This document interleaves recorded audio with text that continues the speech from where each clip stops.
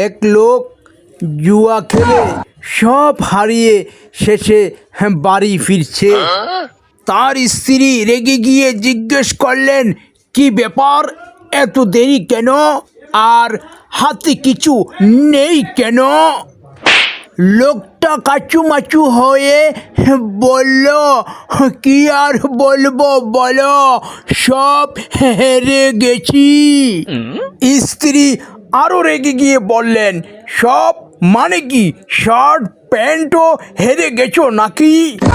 লোকটা মুচকি হেসে বললেন, না না না, শার্ট প্যান্ট হারেনি, তবে বাড়ি ফেরার টাকা ছিল না, তাই একটা প্যান্ট খুলে বিক্রি করে এসেছি।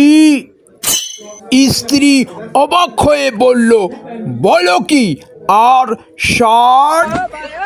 লোকটা আকাশের দিকে তাকিয়ে বলল, শার্টটাও বিক্রি করার চেষ্টা করেছিলাম, কিন্তু জুয়ারিরা বলল, ভাই শার্টটা তো আমরা কালকেই নিলাম।